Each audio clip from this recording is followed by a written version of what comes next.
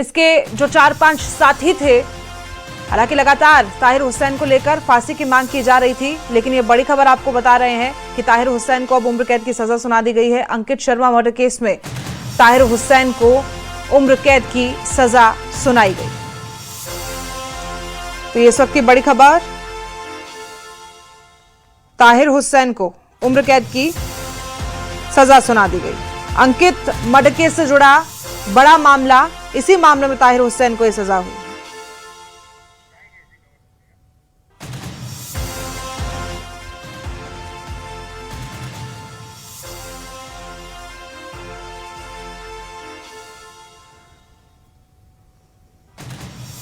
तो दिल्ली दंगों के दौरान आईबी अधिकारी अंकित शर्मा की हत्या में चर्चित मामले में दोषी ठहराए गए पूर्व पार्षद ताहिर हुसैन, उनकी सजा पर यह फैसला आया है। उन्हें उम्र कैद की सजा सुना दी गई है।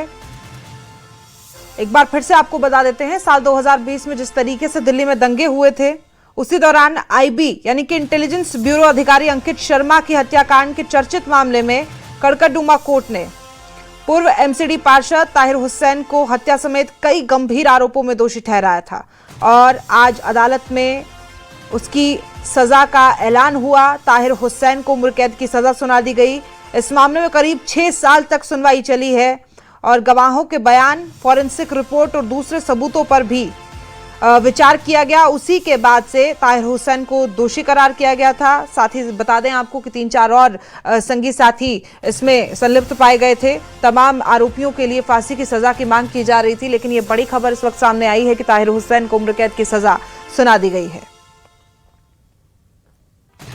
दिल्ली दंगों के आरोपी, साल 2020 की वो तस्वीरें हर किसी के जहन में होंगी।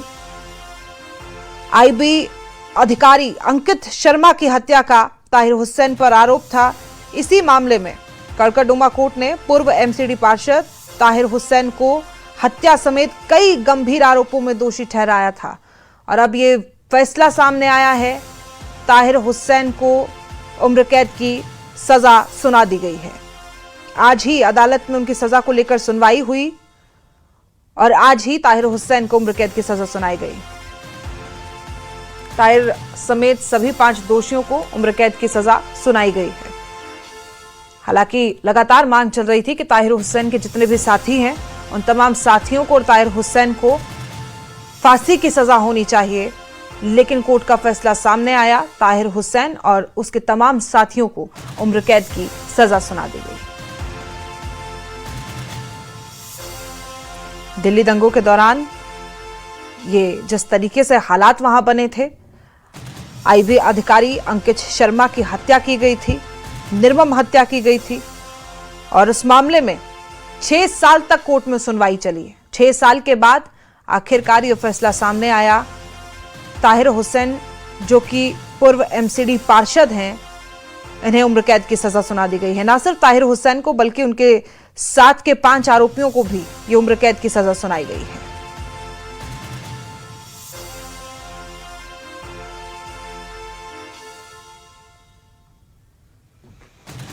लगातार जिस तरीके से आईबी अधिकारी अंकित, उनके परिवार वाले ताहिर हुसैन की फांसी की सजा की मांग कर रहे थे और ये तस्वीर अंकित शर्मा जो कि आईबी अधिकारी हैं, उनकी आप देख रहे हैं टीवी स्क्रीन पर। दूसरी तरफ ताहिर हुसैन आपको तस्वीरों में दिखाई दे रहे हैं और ताहिर हुसैन को जो ये उम्र कैद की सजा सुनाई गई है, अब ये देखना होगा कि परिवार इससे संतुष्ट तो नहीं होगा। जाहिर तौर पर जिस तरीके से इनके और इनके साथियों के खिलाफ लगातार सुनवाई चल रही थी, 6 साल तक ये मामला चला, उसके बाद फांसी की सजा की मांग की गई थी।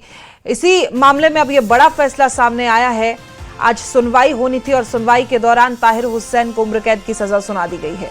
साथ ही इनके जो तमाम साथी थे, उन्हें भी उम्र कैद की सजा सुना दी गई है। दिल्ली दंगों के मुख्य आरोपी ताहिर हुसैन और उनके तमाम साथियों को आज उम्र कैद की सजा सुना दी गई। अमित चौधरी हमारे सहयोगी इसी खबर पर हमारे साथ बने हुए हैं। अमित, सबसे पहले तो यही जानना चाहूंगी कि आज कोर्ट में क्या हुआ? बिल्कुल, देखिए टोटल 11 आरोपी थे और 11 आरोपी को लेकर आज आरोप तय हो गया था और आज जो है वो फैसला आना था, जिसमें से 6 आरोपी को बरी कर दिया गया। 5 आरोपी को जो है, जिसमें ताहिर हुसैन का नाम है, इनको जो है वो उम्र कैद का फैसला जो है वो फिलहाल सुना दिया गया है। लेकिन एक चीज़ है, आपने बिल्कुल सही कहा कि इसको लेकर परिवार तो बिल्कुल ही संतुष्ट नहीं होगी कि परिवार भाई जाहिर सी बात है क्यों संतुष्ट, लेकिन ताहिर हुसैन की फांसी की मांग हो रही थी कि जिस तरीके से इन पर आरोप था और उस समय की तमाम स्थिति थी, तो सीधे तौर पर तमाम लोग जो है वो उम्र कैद की सज़ा की मांग कर रहे थे। लेकिन आखिरकार कोर्ट ने जो है वो फिलहाल उम्र कैद की सज़ा सुनाई। फांसी की मांग हो रही थी, लेकिन फिलहाल जो है वो उम्र नहीं, कैद हमें की तो सज़ा सवाल यही है, तो क्या है। आधार बनाकर ये उम्र कैद की सजा सुनाई गई है? जज की तरफ से मुख्य टिप्पणी उस वक्त क्या रही थी?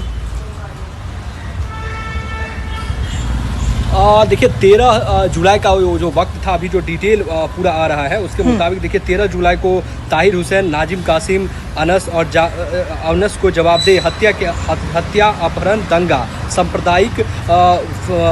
सांप्रदायिक फैलाने में दोषी ठहराया गया था। ये एक साथ 3-4 चीज़ें थी। जिस समय उस समय जिरह जब होता है तो उस समय तमाम चीज़ों पर जो है वो जिरह वकील वो कर रहे थे, तमाम बातों को बता रहे थे। इन तमाम 5 चीज़ों पर जो है वो उस समय जिरह हो रही थी। जिरह होने के बाद यह प्रोसेस होता है कोर्ट को कि जिरह आखिरी समय में होता है, जब तमाम गवाहों को गुजर जाता है, डायरी तमाम डायरी को जज देख लेते हैं, उसके बाद यह जिरह का समय होता है। जिरह इसलिए होता है कि आपके तरफ से भी इस पर जो है वो अगर कोई पक्ष रखना है या आपको लगता है कि संदेहास्पद है ये चीज़ें, तो आप अपने पक्ष को रख सकते हैं। दोनों वकील की तरफ से जिरह होता है। तो ये 5 चीज़ें थी जिसको लेकर अलग अलग तरीके से जांच हुई थी और उसका एविडेंस सौंपा गया था। तो इन 5 चीज़ों पर जिरह हुआ और जिरह के बाद आखिरी काल, देखिए आखिरी काल जो है वो उम्र कैद की सज़ा फिलहाल जो है वो सुना दी गई है। लेकिन अब देखना होगा कि इसको लेकर तमाम बयानबाजी क्या आता है। लेकिन देखिए इसमें पॉलिटिकल कोई हैपनिंग हालांकि होनी नहीं चाहिए इस मामले को लेकर कि अब जब कोर्ट का फैसला इस पर आ गया है, उम्र कैद की सज़ा सुना दी गई है, तो इसमें पॉलिटिकल कोई होना नहीं चाहिए। लेकिन परिवार की तरफ से तो बिल्कुल खबर निकल कर चीज़ें सामने आएगी कि हम आगे कोर्ट में जाएंगे, सुप्रीम कोर्ट जाएंगे और अधिकार भी होता है कि आप जा सकते हैं। नहीं, यही मेरा सवाल था कि जाहिर तौर पर जिस तरीके से पीछे खबरें आ रही थी और लगातार फांसी की सजा की मांग की जा रही थी अमित, तो अब सुप्रीम कोर्ट का रुख तो जाहिर सी बात है परिवार की तरफ से किया ही जाना है। हाँ बिल्कुल, ये थोड़ा समय देना होगा कि समय के बाद यह स्पष्ट हो जाएगा कि दरअसल उधर से क्या आता है। लेकिन उनका विशेषाधिकार होता है, उनका नहीं, कहीं भी किसी भी सज़ा, जब नीचे कोई भी सज़ा अगर निचले अदालत में अगर आपको सज़ा होता है तो आप उसको लेकर ऊपरी अदालत में जा सकते हैं, चीज़ों को रख सकते हैं वहाँ भी अगर आपको ऐसा लगता है। ये न्यायालय प्रक्रिया में भी है और ये जाँच की प्रक्रिया जब होती है उस समय भी ये उनको अधिकार होता है कि अगर आपको लगता है कि चूँकि जो सुपरविजन जो अधिकारी कर रहे हैं, अगर आपको लगता है कि ऐसा सुपरविजन हमारा ठीक से नहीं हो पा रहा है, तो आप यह भी एप्लीकेशन बड़ी अधिकारी को उस समय भी दे सकते हैं कि किसी इससे बड़े अधिकारी से सुपरविजन कराया जाए। लिहाजा वही चीज़ तमाम कोर्ट में भी होता है कि अगर सज़ा आपको सुनाया गया है तो उसको लेकर आप ऊपरी अदालत में आप जा सकते हैं, वहाँ का दरवाज़ा खटखटा सकते हैं। तो ये उनका, लेकिन इस सब मामले पर जो तमाम एविडेंस पेश किए गए हैं, तमाम जो 5 चीज़ें कोर्ट में रखी गई थी ताहिर हुसैन के खिलाफ, वो तमाम चीज़ें को देख के यही लग रहा है कि अब परिवार की तरफ से, हालांकि बिल्कुल चाहे किसी भी कीमत पर परिवार चाहेगी कि कुछ जो है उसमें रियायत मिले, लेकिन जो एविडेंस है उसके मुताबिक परिवार भी कोशिश नहीं करेगी कि अब अगला बड़े कोर्ट की जो है वो ऊपर रुख करें। पीड़ित परिवार की तरफ से कोई प्रतिक्रिया सामने आई है अमित? नहीं, देखिए अभी फैसला आया है कोर्ट का, तो अभी फिलहाल तुरंत तो नहीं कुछ आया, लेकिन ज़रूर खबरें हैं कि वो वहाँ से भी निकल कर जाहिर सी बात है आएगी कि कोर्ट का फैसला है तो संतुष्टि तो आपको दिखाना ही पड़ेगा। लेकिन एक कह सकते हैं कि तकलीफदायक, किसी को भी उम्र कैद की जब सज़ा होती है, कोई भी दोषी हो, परिवार तो नहीं मानता है ना कि वो दोषी है या नहीं है। कोर्ट माना तमाम एविडेंस और सबूत उसके खिलाफत है, सबूत ये कह रहा है कि ये दोषी है, लेकिन परिवार को तो लगता है कि दोषी होने के बावजूद भी ये बच जाए। तो जाहिर सी बात है एक आलम तो होगी ही परिवार की कि भाई उम्र कैद की सजा होने के बाद, लेकिन फिलहाल अभी तक कोई ऐसी सूचना नहीं मिली है कि कोई प्रतिक्रिया परिवार की तरफ से नहीं ऐसी। और अंकित शर्मा के परिवार की तरफ से कुछ ऐसी प्रतिक्रिया सामने आई हो? अभी नहीं, अभी ऐसी कोई जानकारी, लेकिन अंकित शर्मा के परिवार की तरफ से जरूर चीज़ें आएंगी और वहाँ से ऊपरी कोर्ट की तरफ जो है वो बड़े न्यायालय की तरफ जरूर वो रुख करेंगे। तो थोड़ा इंतजार करना होगा, लेकिन उसके बाद जरूर सभी के परिवार की तरफ से कुछ ना कुछ रिएक्शन सामने आएगा। अभी हालांकि कोशिश भी कर रहे हैं तमाम लोग कि मीडिया से बचे, मीडिया के सामने ना आए, तो ये भी कोशिश जारी है, लेकिन परिवार की तरफ से जरूर प्रतिक्रिया इस पर सामने आएगी। देखिए ये तो जाहिर सी बात है 6 साल तक का लंबा इंतजार लगा और फैसला अब सामने आया है, लेकिन अब ये देखना ही है कि कितना संतुष्ट ये पीड़ित परिवार इससे है या नहीं। लेकिन बीच में आपने जिक्र किया था जिस तरीके से राजनीति, आप कहते हैं कि आखिरकार होनी तो नहीं चाहिए इस मुद्दे पर राजनीति, लेकिन ये हमारा सिस्टम कुछ ऐसा है कि राजनीति किसी ना किसी बात पर जरूर करने लगते हैं। इसको लेकर क्या माने कि अब जो ताहिर हुसैन को लेकर सजा सुनाई गई है, पूर्व एमसीडी पार्षद रहे हैं, तो किस तरीके से आगे राजनीतिक प्रतिक्रियाएं रहेंगी?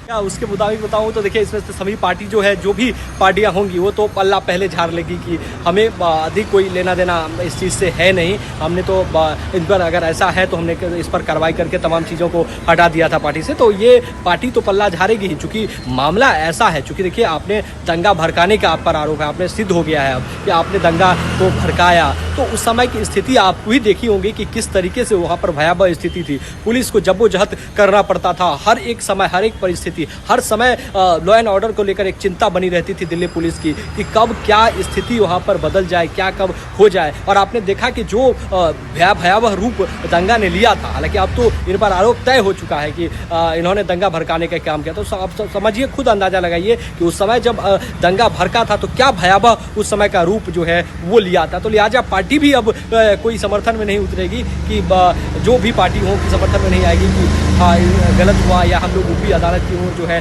वो जाएंगे, ऐसा नहीं। लेकिन इस पर सत्ता पक्ष तो जरूर इसको आड़े हाथे लेगी, तमाम चीज़ों को कि बुनाने की कोशिश करेगी। जाहिर सी बात है, बुनाने की अगर इस तरीके का आप पर आरोप तय होता है और एक संवैधानिक पद पर अगर आप रहते हैं और रहने के बावजूद अगर आप पर ये आरोप तय होता है, तो ये कहीं ना कहीं सवालिया निशान आप पर, आपके पार्टी और तमाम जिससे भी आप जुड़े हुए हैं, तो सब पर उठता है।